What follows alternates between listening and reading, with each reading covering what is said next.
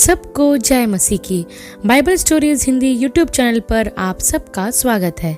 आज मैं आपको पीतल के सांप की घटना का संक्षिप्त विवरण बताने वाली हूँ, जिसका वर्णन आपको गिनती की पुस्तक के 21 अध्याय में 4 वचन से 9 वचन तक देखने को मिल जाएगा। इससे पहले प्रियो कि हम वीडियो को शुरू करें, आप हमारे Bible stories Hindi YouTube channel को सब्सक्राइब करना और बेल आइकन को दबाना ना भूलिएगा। तो आइए प्रियो, हम इस वीडियो को शुरू करते हैं।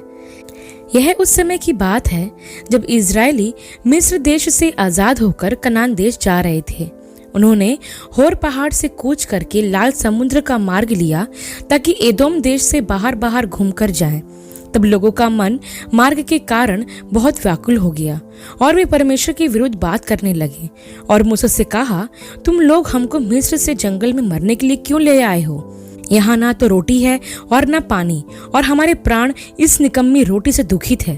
अतः यहोवा ने उन लोगों में तेज विष वाले सांप भेजे जो उनको डसने लगे और बहुत से इजरायली मर गए। तब लोग मूसा के पास जाकर कहने लगे, हमने पाप किया है कि हमने यहोवा के और तेरे विरुद्ध बातें की है। यहोवा से प्रार्थना कर कि वह सांपों को हमसे दूर करे। तब मूसा ने उनके लिए प्रार्थना की और यहोवा ने मूसा से कहा, एक तेज विष वाले सांप की प्रतिमा बनवाकर खंबे पर लटका। तब जो सांप से डसा हुआ उसको देख ले, वह जीवित बचेगा। अतः मूसा ने पीतल का एक सांप बनवाकर खंबे पर लटकाया। तब सांप के डसे हुओं में से जिसने उस पीतल के सांप की ओर देखा, वह जीवित बच गया। प्रियो, कुछ बातें हैं जो हमें इस घटना से सीखने की जरूरत है। सबसे पहले मैं आपको यह बताना चाहती हूँ कि जिस तरह इजरायली मिस्र से आजाद होकर कनान देश की ओर अपनी यात्रा कर रहे थे, ठीक उसी तरह हम कनान की यात्रा में ही हैं। अब आप सोच रहे होंगे कि हम कैसे कनान की यात्रा कर रहे हैं। तो प्रियो, मैं आपको बता दूं कि हमारा कनान स्वर्ग है।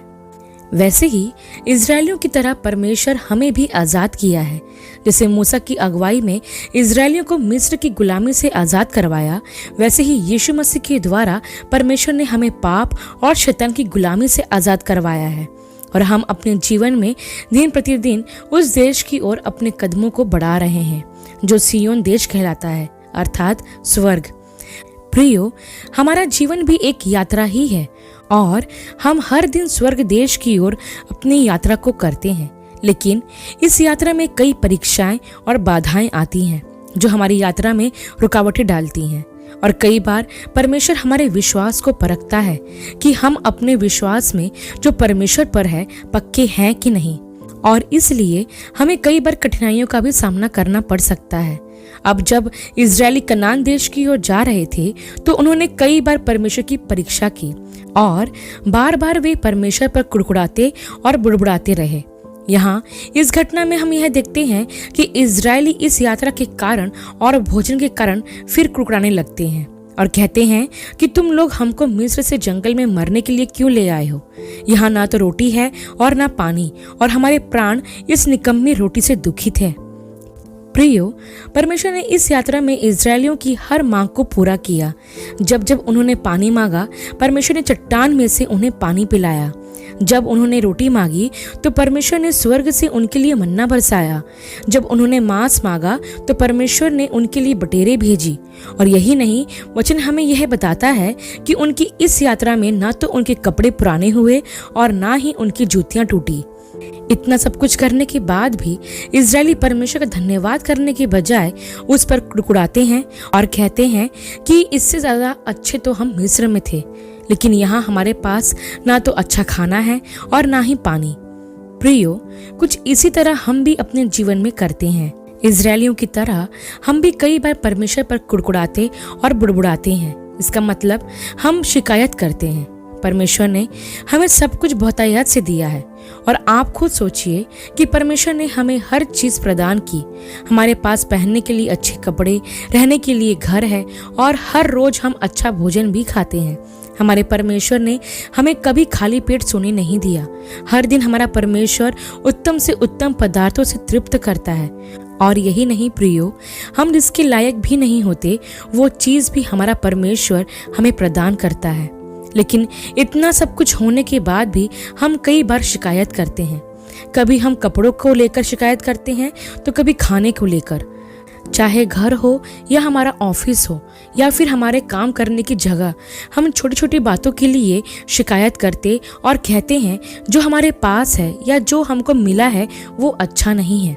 हम सोचते हैं कि हमें इससे बेहतर मिलना चाहिए था। प्रियो, हमारे पास जितना होता है हम उतना ही अधिक नखरे करते हैं। हमारे पास जितने ऑप्शन होते हैं हम उतना ही शिकायत करते हैं। जरा एक बार उन लोगों के बारे में सोच कर देखिए जिनके पास रहने, खाने और पहनने का कोई दूसरा विकल्प है ही नहीं। वे लोग हमसे ज्यादा संतुष्ट होते हैं और जो मिलता है उसके लिए वे कभी शिकायत भी नहीं करते। आप देखिए प्रियो, ऐसे कई लोग हैं जिनको रास्ते पर पड़ा हुआ बासा या किसी का जूठन खाना पड़ता है, लेकिन वे उस खाने के लिए कभी शिकायत नहीं करते, क्योंकि उनको जो मिला है वो ही उनके लिए अच्छा होता है और वो उसे बड़े आनंद के साथ खाते हैं। लेकिन हम अच्छे से अच्छा खाना खाते हैं लेकिन फिर भी शिकायत करते हैं कि खाना अच्छा नहीं है, या फिर मुझे ये नहीं पसंद, या ये मैं नहीं खाऊंगा। इस तरह की और भी बहुत सी बातों के द्वारा हम कई शिकायत करते हैं। लेकिन प्रियो, हम उन लोगों को देखें जिन्हें एक वक्त का भोजन भी अच्छे से नहीं मिल पाता। हम तो पेट भर खाते हैं, लेकिन कई लोग हैं जो खाली पेट ही सो जाते हैं। एक सर्वे के अनुसार यह बात सामने आई है कि हर दिन हजारों लोग भूख के कारण अर्थात खाना ना मिलने के कारण मर जाते हैं। लेकिन हम अच्छे से अच्छा खाना खाने के बाद भी शिकायत करते हैं। ऐसे कई लोग हैं जिनके पास पहनने के लिए अच्छे कपड़े नहीं हैं। कई लोग तो ऐसे हैं जिनके पास अपना तन तक ढकने के लिए कपड़े नहीं हैं, और कई लोग तो ठंड में, बरसात में बिना कपड़ों के रहने के लिए मजबूर हैं, क्योंकि उनके पास गर्म कपड़े पहनने के लिए या बरसात से बचने के लिए भी जरूरी कपड़े नहीं हैं। लेकिन अच्छे से अच्छा कपड़ा पहनने के बाद भी हम शिकायत करते हैं। हमारे पास अच्छे जूते होते हैं फिर भी हम शिकायत करते हैं। जरा उनके बारे में सोचिए जिनके पास जूते पहनने के लिए पैर ही नहीं है। प्रियो, और भी बहुत सी बातें होती हैं जिनके लिए हम लगातार शिकायत करते रहते हैं। कोई अपने काम के लिए शिकायत करता है तो कोई अपने पति या पत्नी के लिए। एक तरह से देखा जाए तो आज बहुत से मसीही लोग उन चीजों से संतुष्ट नहीं हैं जो उनके पास है। परमेश्वर ने उन्हें जो दिया है वे उसके लिए बार बार परमेश्वर से शिकायत करते रहते हैं। प्रियो, मैं आपको बताना चाहती हूँ कि ऐसे मसीही लोगों का हाल इन इजरायलियों के जैसा ही होगा जो जंगल में ही मर मिटे थे। यदि हम भी शिकायत करना ना छोड़ें तो हम भी नाश हो जाएंगे। प्रियो, मैं आपको प्रोत्साहित करना चाहती हूँ कि जो कुछ भी हमारे पास है हम उसके लिए परमेश्वर का धन्यवाद दें, क्योंकि आज जो हमारे पास है वो कई लोगों के पास नहीं है। इसलिए हमें जो दिया गया है और जितना हमारे पास है हम उसी में संतुष्ट रहें। प्रियो, एक बात हमेशा ध्यान रखें कि इस घटना में इजरायलियों ने मन्ना को निकम्मी रोटी कहा। वो मन्ना जो परमेश्वर ने उन्हें दिया था, जो स्वर्गीय भोजन था, उस स्वर्गीय भोजन को इन इजरायलियों ने निकम्मी रोटी कहा। प्रियो, अब आप सोच सकते हैं कि इजरायलियों ने किस तरह से परमेश्वर द्वारा किए गए प्रबंध को तुच्छ जाना और उसके लिए बकबक करने लगे। उसी तरह हम भी परमेश्वर द्वारा दी गई स्वर्गीय आशीषों को तुच्छ जानते और बकबक करने लगते हैं, और यही कारण है कि हम परमेश्वर की आशीष को खो देते हैं और परमेश्वर के क्रोध को कमाते हैं। इसलिए प्रियो, मैं आपसे कहना चाहती हूँ कि शिकायत करने वाले नहीं बल्कि प्रार्थना करने वाले और जो है उसके लिए धन्यवाद देने वाले बने। तब जाकर आप परमेश्वर की आशीषों में फलवंत हो पाओगे।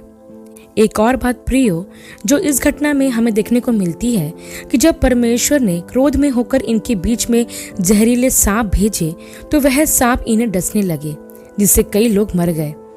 तब ये लोग मूसा के पास जाते हैं और कहते हैं कि हमने तेरे और परमेश्वर के विरुद्ध पाप किया है, इसलिए तो परमेश्वर से प्रार्थना कर कि वो इन जहरीले सांपों को हमारे बीच से दूर करे।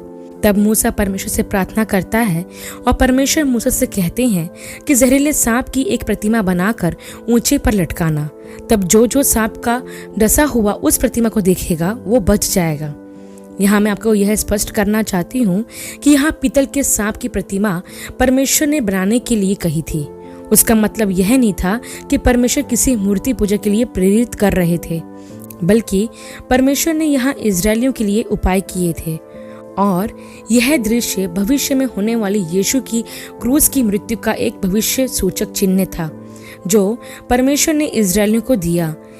यहाँ ध्यान देने वाली बात यह है प्रियो कि परमेश्वर उनके बीच में से सांपों को दूर नहीं किया, बल्कि उनके प्राणों को बचाने के लिए एक उपाय या एक प्रबंध कर दिया, जो यह पीतल का सांप था। अब यदि किसी व्यक्ति को जहरीला सांप डस लेता तो उसे बस परमेश्वर के प्रबंध को देखना था, अर्थात उसे बस उस पीतल के सांप को देखना था जिससे उसके प्राण बच जाते। ठीक वैसे ही यदि हम परमेश्वर के न्याय, दंड और पाप से बचना चाहते हैं तो हमें उस क्रूस की ओर देखना होगा जिस पर प्रभु यीशु मरा था। प्रियो, यूहन्ना रचित सुसमाचार के 3 अध्याय के 14-15 वचन में प्रभु यीशु ने निकोदेमुस से कहा था कि जिस तरह से मूसा ने जंगल में सांप को ऊंचे पर चढ़ाया, उसी ही रीति से अवश्य है कि मनुष्य का पुत्र भी ऊंचे पर चढ़ाया जाए, ताकि जो कोई उस पर विश्वास करे वह अनंत जीवन पाए। उस समय पीतल के सांप को देखने से इजरायलियों के प्राण बच गए थे। उसी तरह जो प्रभु यीशु पर तथा उसकी उस क्रूस की मृत्यु पर जो भी विश्वास करेगा वह बच जाएगा। प्रियो, बाइबल हमें बताती है कि प्रभु यीशु जो कि निष्पाप थे हमारे लिए पापी बने, ताकि हमको पाप की शक्ति से आजाद कर सके। वचन में यह लिखा है कि श्रापित है वह जो काठ पर लटकाया जाता है। प्रभु यीशु हमारे लिए श्रापित बने ताकि हमें श्राप से छुड़ा सके। प्रियो, इस संसार में उस जहरीले सांप अर्थात शैतान ने हर व्यक्ति को डसा हुआ है और उसके पाप का जहर हर एक मनुष्य के खून में दौड़ रहा है। इसलिए हर एक व्यक्ति को यीशु पर और उसे क्रूस पर दिए गए बलिदान पर विश्वास करना जरूरी है, तब जाकर उनके प्राण बच सकेंगे। यह पाप का जहर लोगों को आत्मिक रूप से मार रहा है और उन्हें नाश कर रहा है। शैतान ने हर व्यक्ति को अपना गुलाम बनाया हुआ है और पाप के डंक से और उस जहर से सिर्फ प्रभु यीशु ही हमें छुड़ा सकते हैं। प्रियो, प्रभु यीशु हमारे लिए क्रूस पर चढ़ाए गए ताकि जो भी उसकी ओर देखे तथा उस पर विश्वास करे कि यीशु हमारे पापों के लिए शापित हुआ है तो वह बचाया जाएगा, फिर उस पर दंड की आज्ञा नहीं होगी। प्रभु यीशु में आप अनंत जीवन के वारिस बन जाओगे। अंत में मैं आपको यह कहना चाहती हूँ कि हमें किसी भी परिस्थिति में कुड़कुड़ाना नहीं चाहिए और ना ही कभी परमेश्वर से शिकायत करना है, क्योंकि हमारा परमेश्वर हमें हर परिस्थिति में से छुड़ाना जानता है और जो कुछ भी हमारे साथ होता है वह सब हमारे परमेश्वर के नियंत्रण में रहता है। इस संसार में हम जितने भी समय तक जीवित रहते हैं, हमारे उस समय में हमारा प्रेमी प्रभु हमारी हर जरूरतों का ख्याल रखता है और हमें सर्वश्रेष्ठ प्रदान करता है। वो कोई भी अच्छी वस्तु हमसे दूर नहीं रखता, बल्कि समय समय पर हर एक जरूरी चीजें प्रदान करता है। इसलिए हमारे पास जो है उसमें खुश रहें और सदा परमेश्वर का उसके हर उपकार के लिए धन्यवाद करते रहें।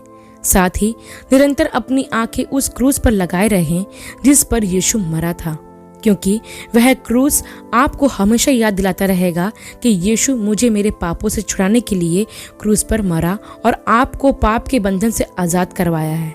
ध्यान रखें प्रियो कि यीशु मसीह की क्रूस की मृत्यु हम सब की वो कीमत है जो यीशु ने अपना बलिदान देकर चुकाई है।